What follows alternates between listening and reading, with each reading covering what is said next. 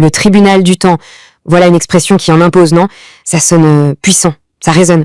Alors aujourd'hui, on va essayer de décortiquer ensemble ce qui se cache vraiment derrière ces quelques mots. Et c'est ça qui est fascinant.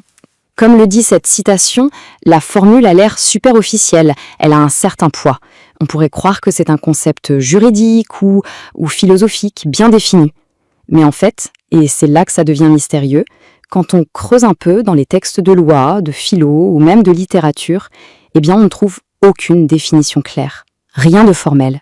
Du coup, notre mission, si on l'accepte, c'est de comprendre ce que cette expression recouvre vraiment. On va la décomposer, mot par mot, pour voir un peu les idées, parfois contradictoires d'ailleurs, qu'elle mélange. C'est ce qui fait toute sa force en fait. Allez, on se lance. Premier mot, le tribunal.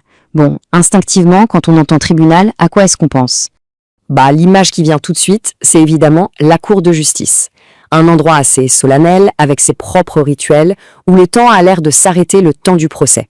Le but, il est simple, il faut trancher, déterminer si quelqu'un est coupable ou non, et puis surtout mettre un point final à l'histoire pour que la société puisse avancer.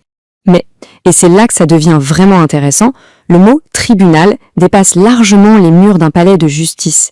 On a tous entendu parler par exemple du tribunal de la conscience, cette petite voix intérieure qui nous juge.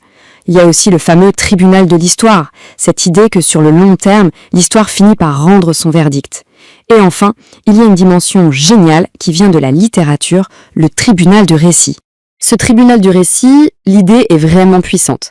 Pensez-y, la littérature, que ce soit un roman ou une pièce de théâtre, c'est un peu comme un laboratoire moral. Ça nous permet d'explorer toutes les zones grises, tous les dilemmes compliqués, là où le droit, lui, avec ses règles parfois un peu rigides, n'arrive pas à aller. La fiction, elle, peut mettre en scène des cas super complexes, elle peut tester des idées de justice, et souvent de manière bien plus subtile. Bon, d'accord, on a donc cette idée de jugement qui peut être légal, historique ou même littéraire. Maintenant, passons au deuxième mot. Et là, attention, on monte dans un domaine beaucoup plus philosophique, beaucoup plus complexe, le temps. Cette phrase de Saint-Augustin, elle donne le vertige, non? Une distension de l'âme.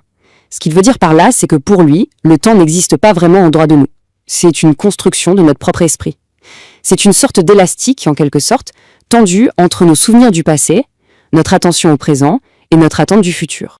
Et cette idée que le temps est subjectif, c'est vraiment la clé. Des philosophes, comme Bergson par exemple, ont bien fait la distinction entre deux choses. D'un côté, on a le temps de l'horloge, lui il est objectif, on peut le mesurer, c'est le même pour tout le monde.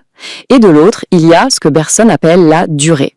Ça, c'est notre expérience personnelle, notre ressenti du temps qui passe. On l'a tous vécu, une minute qui paraît interminable, ou au contraire une heure qui file en un instant. Et c'est là qu'on arrive au paradoxe, au cœur de notre expression.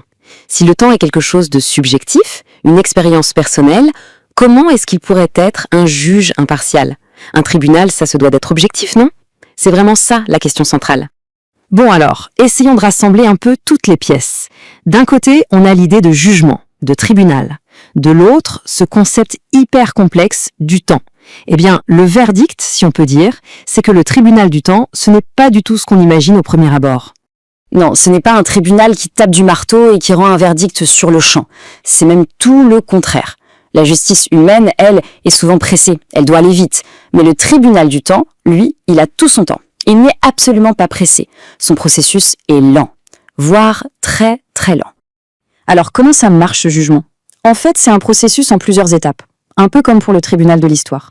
D'abord, il y a les événements qui se passent. Ensuite, petit à petit, les conséquences de ces événements commencent à apparaître, même celles qu'on ne voyait pas au début. Après ça, la mémoire collective se construit, se modifie avec le temps, au fil des récits, et c'est seulement à la fin de tout ça, bien plus tard, qu'un jugement finit par émerger. Donc, le point crucial, il est là. Le temps ne juge pas vraiment au sens de donner une sentence. En fait, il révèle. Il agit un peu comme un filtre qui laisse décanter les choses. Il nous donne le recul nécessaire pour réévaluer les actions, les idées. Et avec ce recul, une vérité, ou en tout cas une compréhension plus profonde des choses, finit par apparaître. En gros, le temps, c'est un révélateur. Voilà, notre petit voyage au cœur de ce concept fascinant touche à sa fin. Mais avant de se quitter, il y a une dernière question qu'on peut se poser, histoire de prolonger un peu la réflexion. Si on part du principe que le temps est bien ce révélateur, ce juge patient, alors la question se pose, quelles sont les figures ou les événements d'aujourd'hui qui pourraient voir leur jugement complètement retourné d'ici 50 ou 100 ans?